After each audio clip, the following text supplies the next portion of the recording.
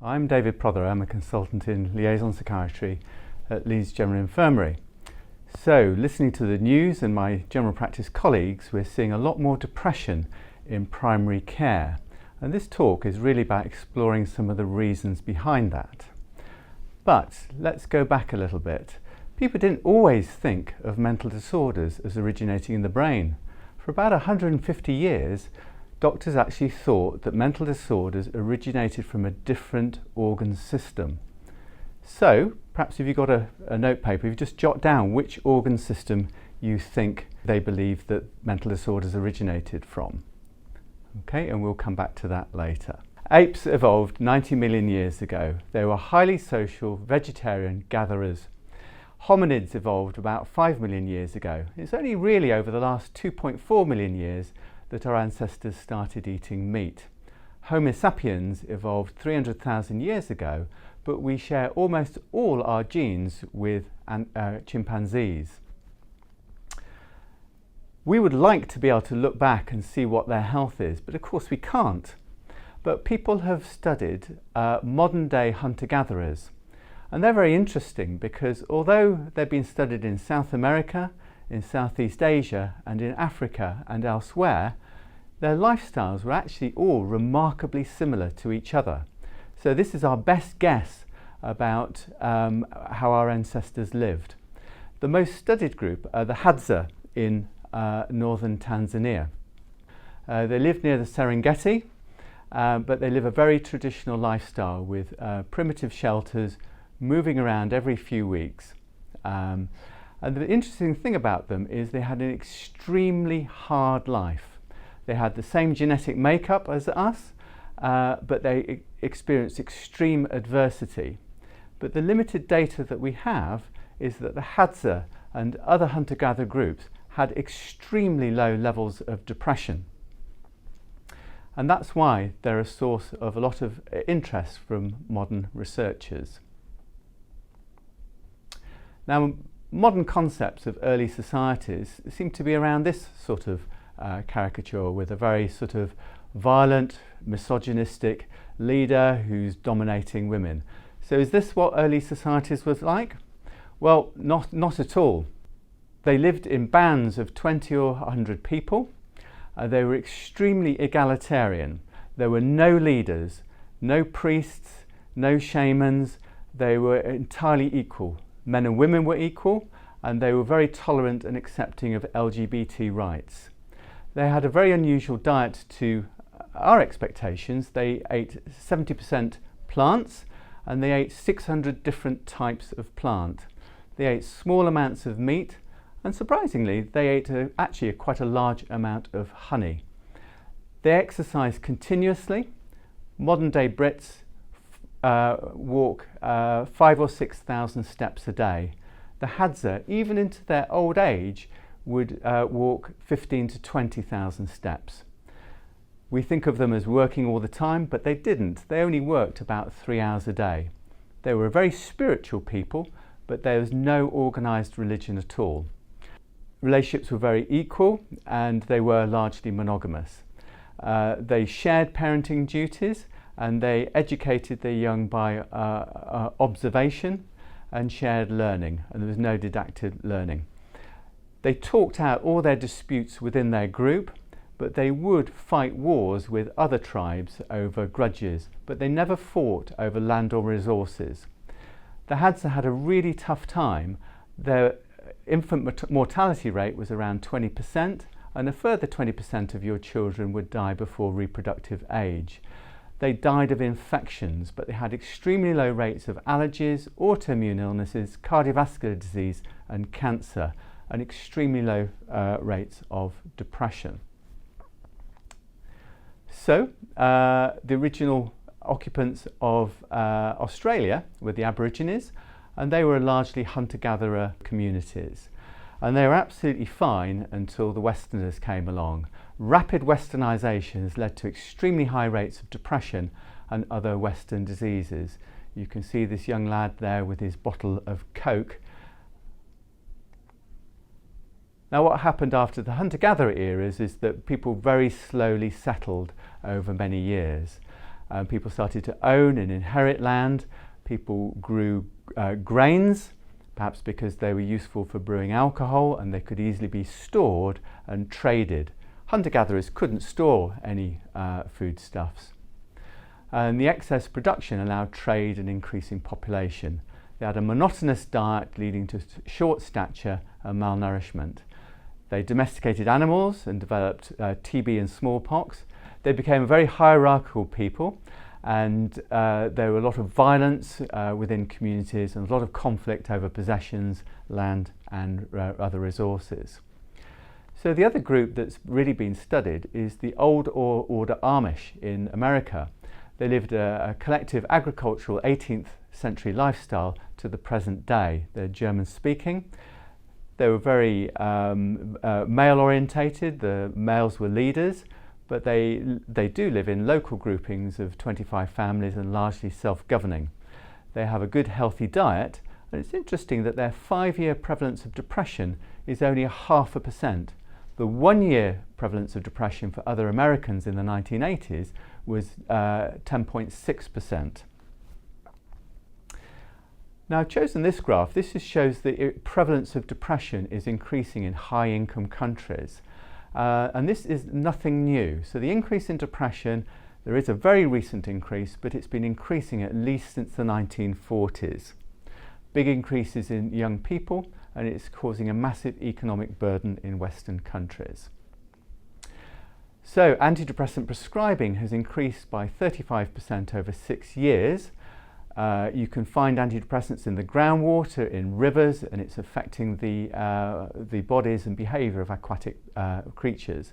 And you can even find Prozac in the drinking water. So some people say, oh, you're just diagnosing unhappiness with depression. Now there's a lot of data on happiness and depression. Each of these dots represents a community or a country.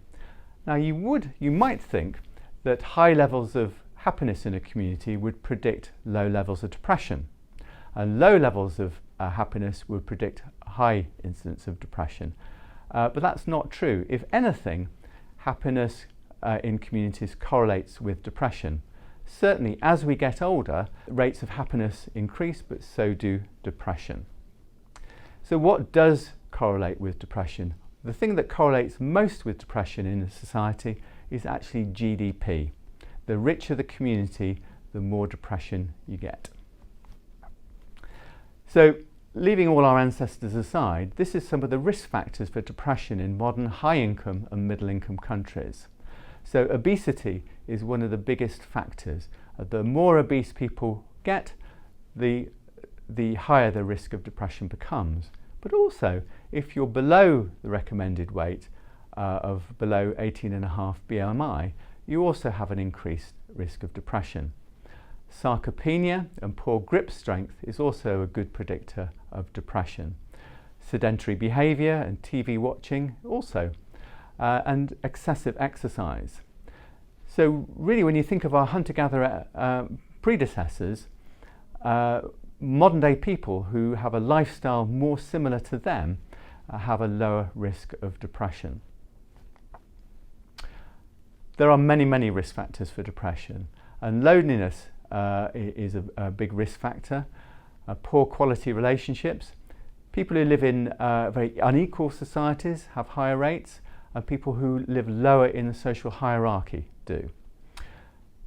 One of the big factors for recent depression risk for adolescents is social media, and for each hour per day that increases their risk of depression by 13%. Now that might not sound a lot, but our young people spend 4, 5, 6, 7 hours a day on social media, and there's more and more data linking social media to anxiety and depression.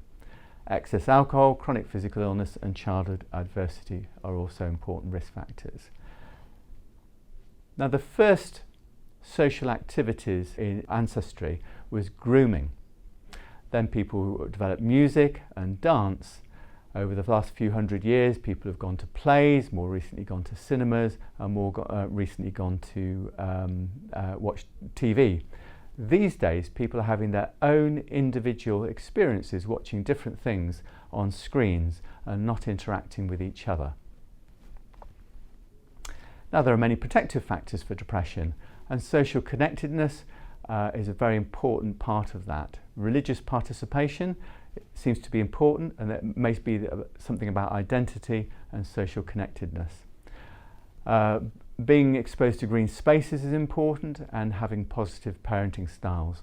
But exercise is also really, really important, and muscle strength also is a protective factor against depression. Now, of course, association is not necessarily causation. So on our left here we have the Hadza, and they're going to do some hunting and gathering. It doesn't look like there's a lot of food in that picture, but Western scientists who've joined the Hadza say that scene is absolutely full of food, and the Hadza know exactly where to find it. It's under the ground, it's on the ground, it's in the trees, it's in the bushes, it's absolutely everywhere. And Hadza people are very rarely overweight, and they're very fit. On the right, you have a supermarket aisle, and that's full of IPES, and that's industrially produced edible substances. There is no food in most supermarket aisles. There's a lot of energy, and there's a lot of additives, and there's a lot of absolute junk food. 80% of some young people's diet is of ultra-processed food. The lad on the top, he looks a little bit overweight. He's got 2 screens. He's got his pop and his crisps, and he looks very unhealthy. This is the society that we have become. And here I've summarised hunter-gatherer society versus what we call weird society. Weird means westernised, educated, industrial, rich, democratic. Our societies have changed drastically over many years, but it has profoundly changed over the last 40 or 50 years. So leaving our ancestry beside, we're going to look a little bit about diet. Now, pro-inflammatory diets, that's really lots of red meat, sugar, white fish, processed foods, increase people's risk of depression. Where the reference got an MA, that means it's a meta-analysis, and so there are a lot of studies demonstrating that. We also look at PUVA, which is polyunsaturated fatty acids. More sunflower versus fish oil type oils also is associated with an increased risk of depression. High amounts of red and processed meat has a very high odds ratio of 2.5. But however, a vegetarian diet also has an elevated risk of depression. What we're finding is that people have a small amount of meat in their diet, like our hunter-gatherer ancestors, have the lowest risk of depression. Ultra-processed food in itself increases your risk, but people with low protein and people who lack essential vitamins and minerals also have an increased risk. Saturated and trans fats increases your risk. Artificial sweetened beverages, all these zero drinks, actually have associated with a high risk of depression. High carbohydrates and refined sugar. So every 100 grams of sugar a day is associated with a 28% increased risk of depression. And so here we all know who's to blame with this modern day society, and here we have a Statue of Liberty with a McDonald's menu. But our weird society is spreading dramatically around the world, and here we have a young man from China, a man from Africa, and a man from Saudi Arabia. Obesity rates are absolutely rocketing all over the world. I recently went to South Africa and I was utterly shocked about the indigenous black population. Those people who had employment seem to be developing shocking levels of obesity. Now, there are many protective factors for depression. The most important of these seems to be fruit and vegetables. The Mediterranean diet decreases your risk of depression. The next one is quite an interesting one here. A high fibre diet reduces the risk of depression by 57% for adolescents, but much less so for adults.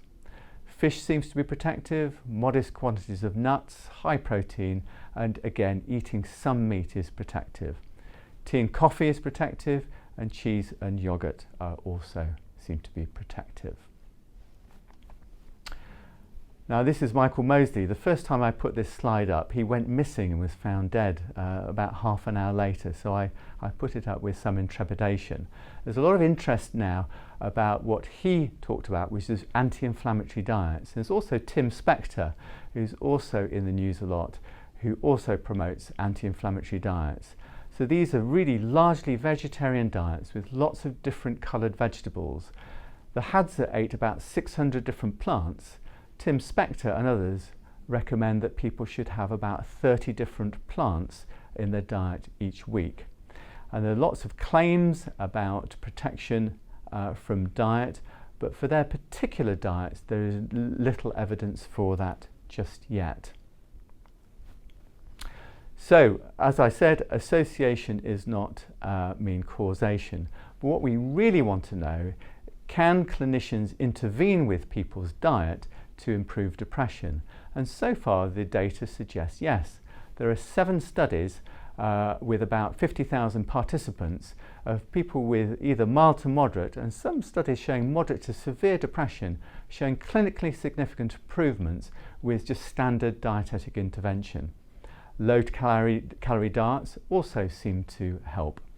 There are 5 studies particularly about the Mediterranean diet too. It's not really a dietary thing, but bariatric surgery drastically improves depression in most people, but there is a small group of people where people's mood deteriorates after bariatric surgery. There are other studies with fish oil and omega-3 supplementation, extra virgin oil, saffron and turmeric, and these are all intervention studies. Now over to exercise. You may have seen this because this was in the BMJ, and this is a meta-analysis of studies about exercise for depression.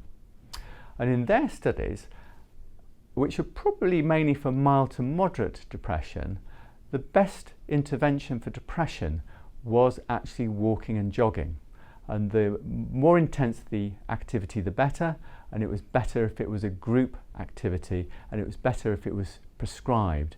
Telling people to go to the gym is probably not very effective, but trying to involve family members to encourage exercise is very useful. And that was better, at least was probably better than cognitive behaviour therapy. Now the one thing that you can see on that slide which is quite alarming is that the worst intervention was antidepressants. They barely made any difference whatsoever. Now the new NICE guidance, which was published in 22, says that out of the top 8 interventions for mild to moderate depression, exercise was in there, but antidepressants wasn't even in the top 8, it was number 9. Other interventions such as social interaction and social support have been shown to be beneficial for young people, adults and elderly. And even touch reduced depression to quite a marked amount. A lot of people were very interested in alternative therapies, and I think the touch part of that might be the important bit. Music is also been demonstrated to be useful. Now I asked you which organ system you thought that our doctors in the sort of 18th and 19th century thought that mental health disorders originated from, and of course it was the gut. And there's been a feverish interest in the gut-brain axis for a variety of disorders, a range of neuropsychiatric disorders, but also depression. Now the brain and the gut are actually derived from the same embryological tissue, and our gut nervous system is often called the second brain. And there's bidirectional traffic between the bowel and the brain using endocrine, immunological and metabolic pathways. And there's a lot of interest in the gut microbiome and autoimmune illness, allergies and neuropsychiatric disorders. And all of these are rare in hunter-gatherer groups. Hunter-gatherers had a very high fibre, diverse diet and a very diverse gut microbiome. Tim Spector went to live with the Hadza, and he had his poo sent back to London for analysis every day. Within a few days of living there and eating with them, his gut microbiome improved to theirs. I never realised how important that fibre was. And when I was at medical school, we were just taught that it sort of sat in the bowel and didn't do anything. But the bacteria and other organisms cleave off short-chain fatty acids from the non-digestible fibre. And these are absolutely essential for brain development and brain function. And that is why fibre seems to be a very important factor for mood and the microbiome.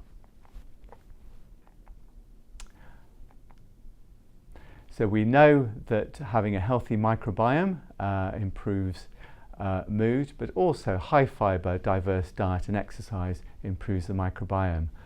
Probiotics also improve the microbiome, and they're also known to improve mood. In America, they've been doing fecal microbiome transplants, which is essentially a poo transplant. And some centres actually think that for treatment-resistant depression, giving people a poo transplant twice a year is pretty much a cost-effective treatment for treatment-resistant depression.